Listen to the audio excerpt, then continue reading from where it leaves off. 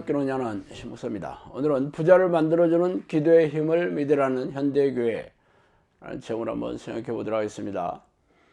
최근 강남구 역삼동의 유명교회에서 새벽 기도에 신실하게 나오며 교회 봉사를 열심히 하던 신앙행위로 교인들로부터 믿음이 좋다는 신망을 얻은 모 집사가 자신에게 돈을 투자하면 크게 불려주겠다고 권유하여 돈을 받고는 약속을 지키지 않아 사기 혐의로 구속되었습니다. 검찰의 조사에 따르면 그가 53명의 교인들을 상대로 무려 537억 원을 받아 챙긴 것으로 알려졌어요. 피해자들은 평범한 직장인, 주부, 심지어는 취업 준비생도 있었다 합니다. 피해자 중에는 전세 보증금을 담보로 대출받거나 적금을 해약하고 심지어 카드 대출을 받아 돈을 마련한 이들도 있었어요. 왜 이들은 이 집사에게 대출을 받고 적금을 해약하면서까지 돈을 투자해야 했을까요? 그가 교인들로부터 받은 그 신임을 얻은 이유는 최고급 주상 복합 아파트에 살며 명품백을 걸치고 다니고 교회에 돈이 들어갈 일이 있으면 거액의 헌금을 척척 내며 믿음이 좋으면서 부자라는 신임을 얻게 되었다고 합니다. 물론 그가 어디에 투자한다고 구체적으로 밝히지 않아 의심스럽긴 했지만 그럴 때마다 그는 하나님이 고수익을 보장한다, 기도의 힘을 믿으라 하면서 달랬다고 합니다. 그럴 때마다 교인들은 이 집사의 말을 믿으면서 기다렸어요. 하나님이 고수익을 보장하거나 부자가 되는 기도의 힘을 믿으라는 것은 성경과 동떨어진 말이지만 교인들은 그동안 수많은 설교에서 그런 투의 말을 많이 들어왔기에 서양 사람들이 보기에는 말도 안 되는 이런 주장에도 속아 넘어간 이유입니다. 그래서 오늘은 부자를 만들어주는 하나님이나 부자가 되려는 기도가 비성경적임에도 불구하고 현대 교인들에게 이렇게 맹목적으로 받아들여지고 있는지를 한번 생각해 볼게요. 먼저 교회에 무당의 기복신앙이 만연하다는 것입니다. 기복신앙이란 우리네 조상들이 염원했던 신앙 방식으로 복을 구하는 신앙을 말하죠. 그래서 아침 새벽 아무도 기르지 않은 우물에 물을 떠와 자손이 잘 되라고 정성껏 빌곤 했어요. 기복신앙의 특징은 희생적인 신앙이라 하면 할수록 축복이 빨리 그리고 많이 온다는 것이죠. 그래서 백일 기도보다 천일 기도가, 낮에 하는 기도보다 새벽에 일찍 일어나 하는 기도가 효험이 있다고 믿었어요. 무당을 찾아가면 500만원짜리 옷보다 1000만원짜리 굿을 권하는 이유이기도 하죠. 그러나 기복신앙은 성경적인 신앙 방식은 아니죠. 물론 하나님은 자신의 명령과 뜻을 순종하여 지키는 백성들에게 영원히 잘되는 복과 더불어 세상에서 잘되고 형통한 복도 약속하셨습니다. 그래서 예수를 믿으면 천국에 들어가는 영혼의 복이 임하게 된다고 말하는 이유입니다. 그러나 사람들이 생각하는 복은 세상적이고 세속적인 복을 떠올리게 되죠. 그래서 예수를 믿고 교회에 나오면 세상에서 잘되고 부자가 되며 성공하고 자녀가 잘 된다고 여기는 이유입니다. 그러나 이런 말은 교묘한 함정이 숨겨져 있어요.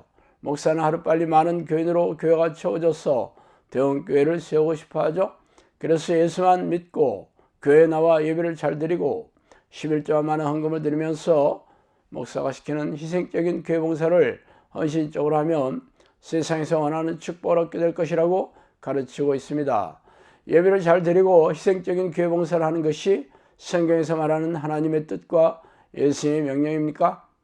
그건 아니죠. 성경에서 말하는 축복의 조건은 성경에서 명령한 하나님의 뜻에 순종하는 것이지 교회에서 가르치는 예배의식에 참석하고 교회 봉사를 하는 것은 아닙니다. 물론 이러한 종교 행위가 비성경적인 것은 아니지만 종교적인 신앙행위를 열정적으로 한다고 해서 하나님의 뜻에 순종하는 것은 아니라는 거예요.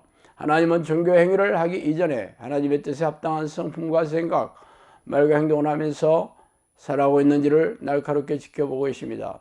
그러나 현대교회는 이러한 하나님의 뜻을 가르치지 않으면서 교회에 나와 예배에 참석하여 헌금을 드리고 교회 조직을 지탱하기 위한 봉사를 하는 것으로 대체해버렸죠. 그래서 현대교회에서 가르치는 축복의 조건이 무당이 말하는 기복신앙으로 전락된 이유입니다. 여호와께서 말씀하시되 너희의 무수한 재물이 내게 무엇이 유익하뇨?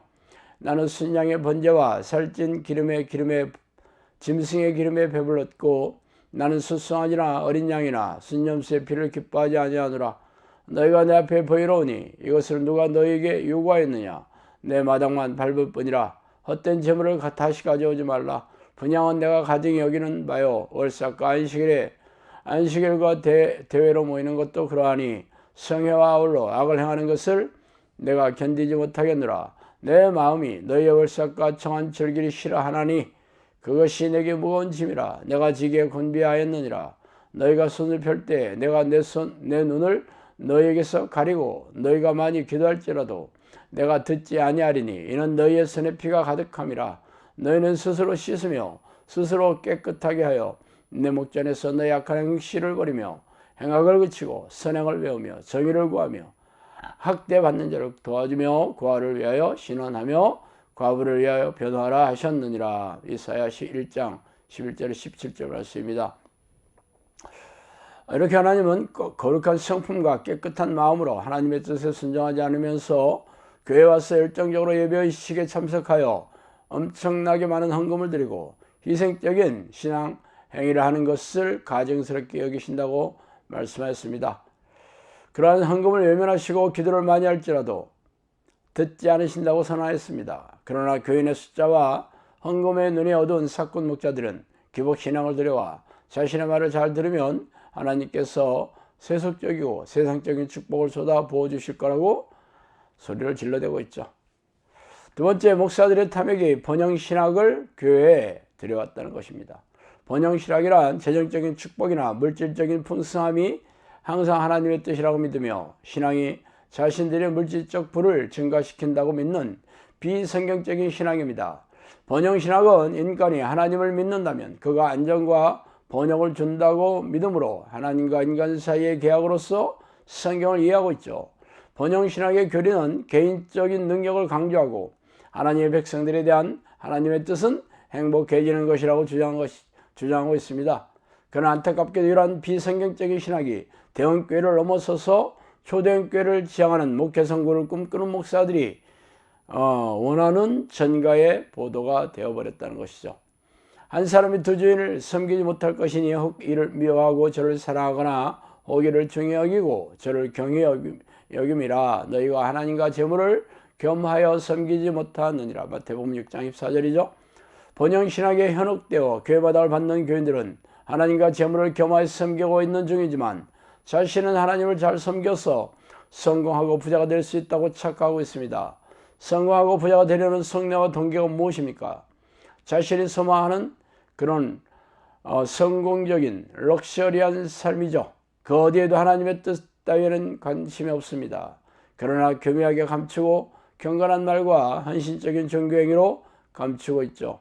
그래서 교인들은 기복신앙과 번영신학을 추앙하는 목사들의 설교의 세뇌가 되어 하나님이 고수익을 보장한다든가 부자로 만들어주는 기도의 힘을 믿으라는 비성경적인 주장에 넘어가서 재산과 영혼까지 탈탈 털리는 이유입니다.